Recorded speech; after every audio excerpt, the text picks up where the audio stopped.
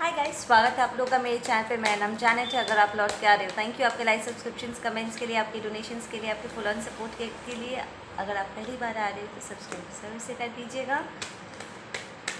Okay, आप में से कुछ लोगों को सीजनल सैडनेस हो सकती है, लाइक वो होता है। लाइक ये 2 साल पहले मुझे भी हुआ था। विंटर के टाइम पे ना मुझे बहुत डीप सैडनेस फील हो रही थी एक्चुअली।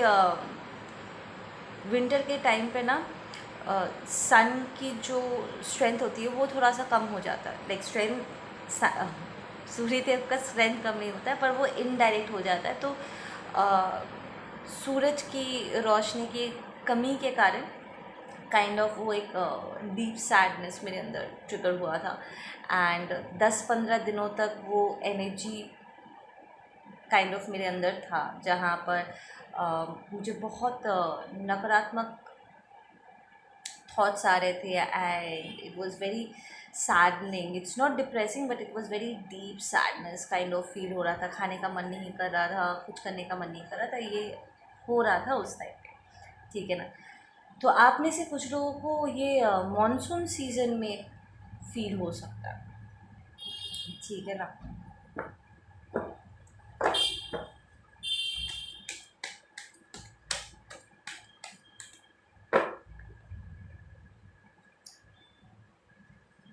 ओके, मैरिड कपल्स के लिए या आप जो लोग आप लोग रिलेशनशिप में हो, there is emotional fulfilment coming up. ये इसे आप स्ट्रेट अप बोल सकते हो कि आपके रिलेशनशिप में एक इम्प्रूवमेंट आ रही है, ठीक है। नाउ पास्ट में अगर देखा जाए तो अगर आपका प्रीवियस पर्सन के साथ ब्रेकअप हुआ था और आपको ऐसा लगा था कि आपको अपनी खुशियों को पीछे छोड़ना पड़ रहा है फॉर सम रीज़न, ठीक है। चाहे वो बिट्रेल हो या वो रॉन्ग पर्सन हो, what ever the situation was, आपको लगा होगा कि आपको अपनी खुशियों को पीछे छोड़ना पड़ रहा है। नो, समटाइम्स हम ऐसे लोगों से पहले मिलते हैं जो हमारे लिए नहीं होता है, बट वो हमारे अंदर समझ को लेकर के आते हैं। लाइक एक्सपीरियंस के ज़रिए हमारे अंदर एक ग्रोथ वो लेकर के आते हैं, ठीक है। But that was also part of destiny. आपके एक्स के साथ भी आपका मिलना आपका पहले से लिखा हुआ है, ठीक है। एंड उनका काम ख़त्म हुआ। Now you moving towards your destiny, ठीक है। Wheel of fortune, for some of you guys you already met your person, ठीक है। नाउ आपके पार्टनर्स के लिए यहाँ पर एक चैलेंज आ सकता है, जहाँ पर उन्हें एक चुनाव करना पड़ेगा, ठीक है। कि वो आपके साथ रहना चाहते हैं या if there is a career choice कि वो विदेश जाना चाहते हैं। तो ये आपके लिए एक बहुत ही स्ट्रेसफुल एक मोमेंट काइंड ऑफ फील हो सकता है। घबराहट फील हो सकती है कि कहीं वो मेरे ऊपर अपने काम को या दूसरे लोगों की बातों को चुन ना ले, ठीक है ना। नॉट दैट कि आप उन्हें लाइफ में आगे बढ़ता हुआ नहीं देखना चाहते, but not being prioritize as the top priority, ये काइंड ऑफ आपको ट्रिगर कर सकता है, ठीक है। Now for some of you guys, previously आप जिस पर्सन के साथ थे वो एक पीपल प्लीजर थे, ठीक है ना। विच मीन्स कि उन्हें आपसे ज़्यादा दूसरों की चिंता थी, ठीक है। दूसरों को खुश करने के लिए वो आपकी खुशियों को ताक पे रख सकते थे, ठीक है ना। तो आप एक बहुत ही गैर जिम्मेदार इंसान के साथ थे जिस पर आप ट्रस्ट नहीं कर सकते। But the person you are with right now, this is somebody जो अपना फ्यूचर आपके साथ ही देखते हैं। तो अगर वो अब्रॉड जाते भी हैं, वो आपको अपने साथ लेकर के जाएंगे, ठीक है। तो अगर उन्हें कोई काम करना भी है, वो मेक श्योर करेंगे कि उनके लाइफ में आपकी जो पोजीशन है वो कम ना हो। सो अगर आपको इस बात से डर लग रहा है कि कहीं आपका ये जो प्रेजेंट पार्टनर है, आपका जो जीवन साथी है, आपका रियल जीवन साथी है, वो कहीं शादी करने से मना ना कर दे या फिर से वो टॉक्सिक वाला पेनफुल सिचुएशन उभर के ना आए, ऐसा कुछ नहीं होगा। उनका फैसला एक्चुअली आपको बहुत खुश कर देने वाला है, ठीक है ना। यू विल नाउ रियलाइज कि क्यों आपका एक्स एक्स हो गया, और क्यों जो इंसान अब आपके जीवन में है, आपके सामने है, वो क्यों आपका जीवन साथी है। उनमें अंतर आपको यहाँ पर स्पष्ट दिख जाएगा, बिकॉज प्रीवियस पर्सन के लिए आपसे ज़्यादा बाकी सब कुछ बहुत ज़रूरी था, पर आपके जीवन साथी के लिए आप सबसे ज़्यादा इम्पोर्टेंट हो, ठीक है।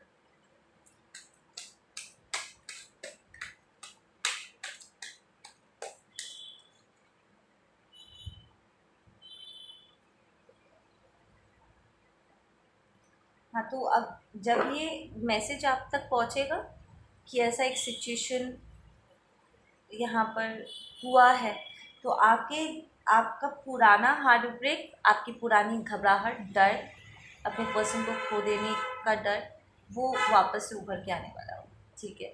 You guys might even feel कि वो लेफ्ट वाली अबैंडन वाली जो फीलिंग होती है ना, that you don't want to be abandoned, कि पिछली बार उन्होंने मुझे पीछे छोड़ दिया था या मुझे अकेला कर दिया था, तो वो अकेलेपन का डर, ये सब ट्रिगर होगा, ठीक है ना।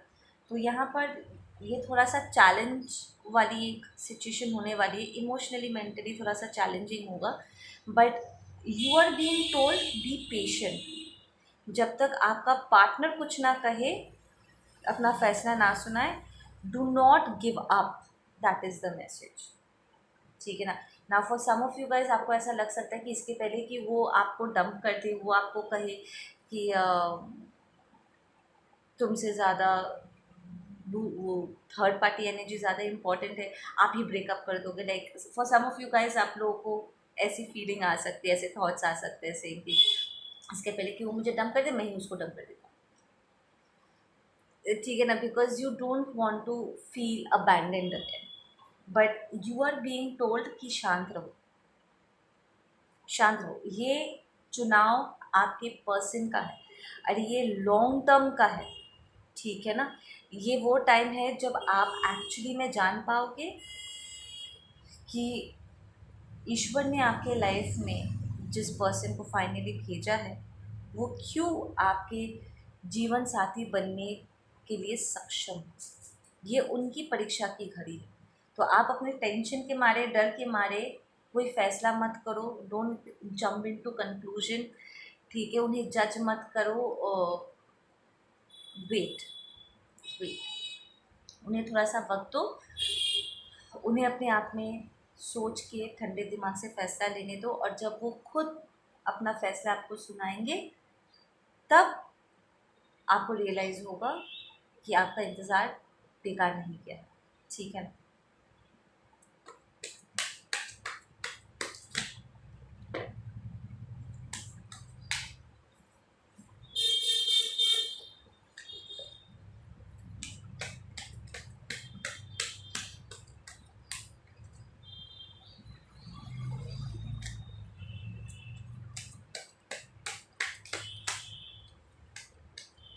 आपको ये, इनफैक्ट आई फील कि ये पर्सन आपसे माफ़ी भी मांगेंगे कि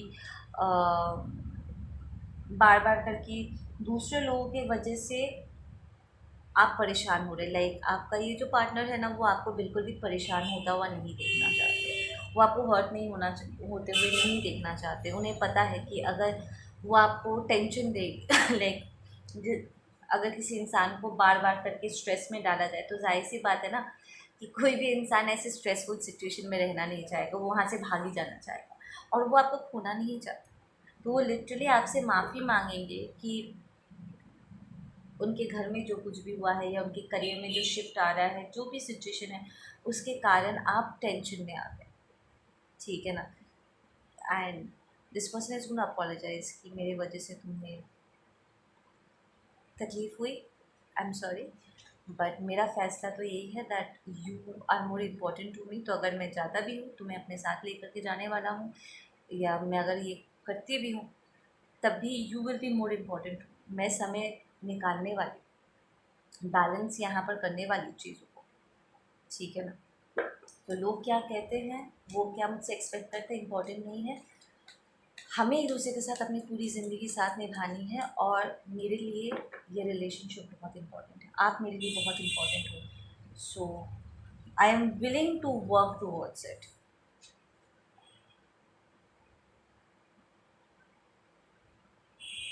ठीक है।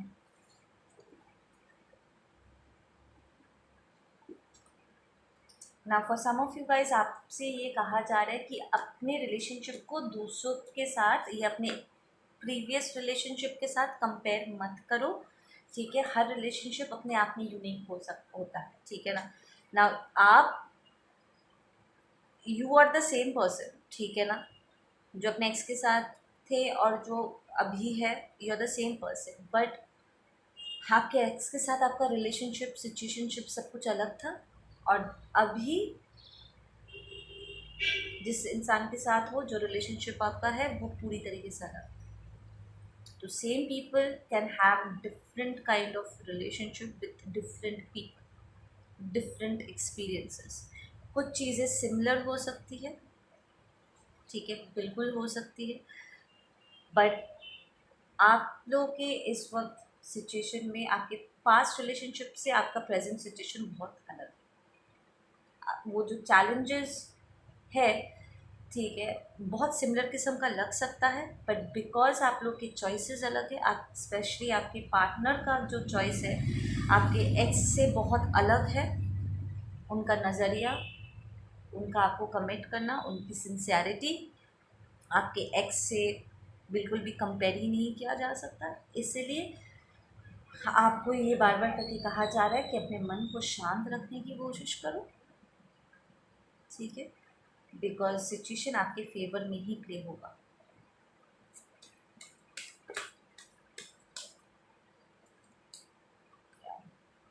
You do not have to compromise.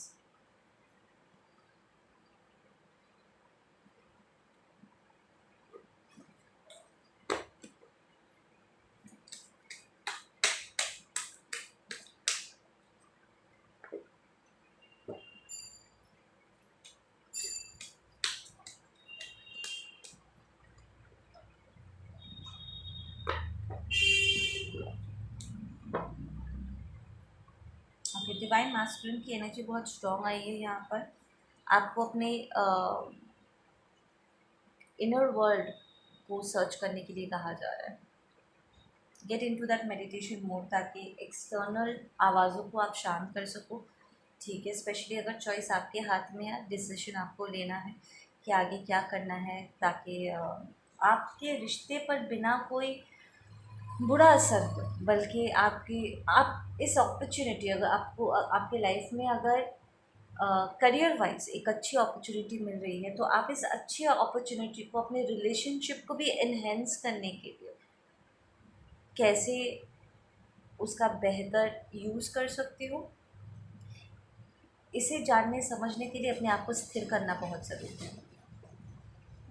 ठीक है ना, कि finally what you want and आगे का रास्ता कैसे तय करना है, उसे जानने के लिए you need to calm down. ठीक है ना, आपको खुद को ऑनेस्टली जानना होगा कि आपके लिए सबसे ज़्यादा क्या मायने रखता है। ठीक है, तभी आप ऑनेस्टली कम्युनिकेट करके आगे बढ़ पाओ। जो आपको नहीं चाहिए, आपको उसके पीछे हाँ में हाँ मिलाकर उससे बनाए रखने की ज़रूरत नहीं है, उसके पीछे चेज़ करने की ज़रूरत नहीं है, आपको उसके पीछे टाइम एनर्जी वेस्ट करने की ज़रूरत नहीं। एंड जो चीज़ें आपके लिए एक्चुअली मायने रखता है, be honest with your self and B with those things. उन लोगों के साथ रहो, उन चीज़ों के लिए रहो जो तो आपके लिए ज़्यादा मायने रखता है। ना for some of you guys masculines, अगर आपको लगता है कि पास्ट में कुछ जगहों पे आपने लापरवाही दिखाई थी, ठीक है, ये एक अच्छा टाइम होगा कि आप इस वक्त कोई लापरवाही नहीं मत दिखाना, घातक साबित होगा। ठीक है ना।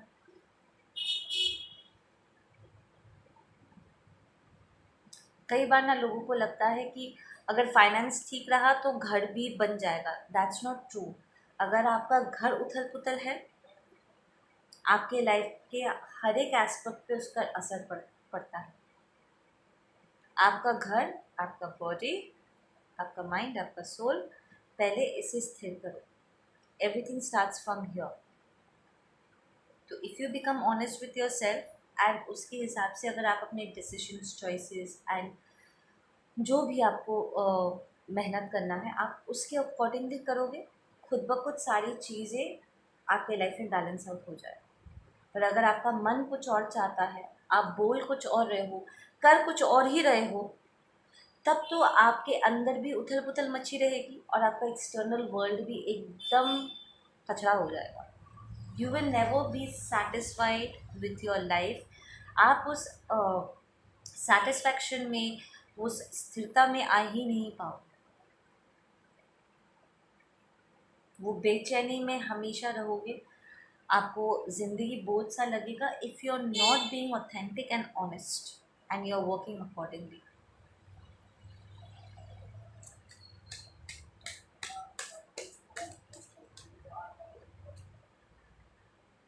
या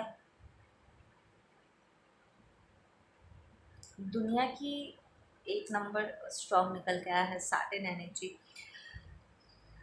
दुनिया की दिखावे में मत जाओ, ठीक है। जिनके पास होता है वो वैसे भी दिखता है, उन्हें दिखावा करने की ज़रूरत नहीं।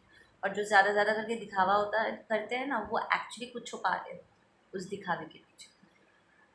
दिखावे में मत जाओ, खुद के साथ ऑनेस्ट हो जाओ। Don't fake your happiness. Strong message, listen to your inner voice.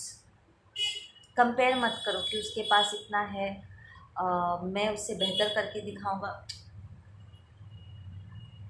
You just do your best. आपको किसी कंपटीशन का हिस्सा बनने की ज़रूरत नहीं है अपने आप को बेहतरीन साबित करने के लिए।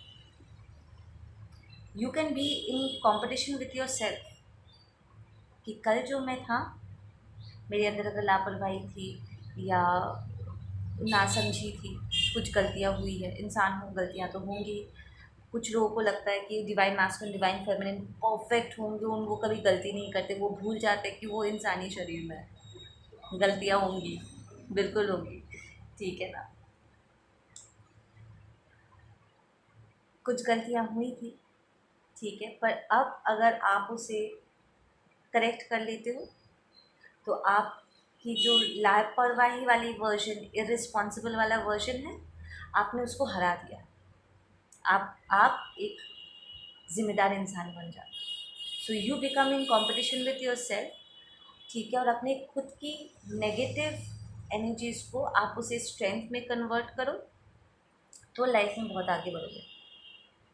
आपको कोई नहीं रोक पाएगा। दूसरों के साथ compete करने का कोई फ़ायदा नहीं है, ठीक है।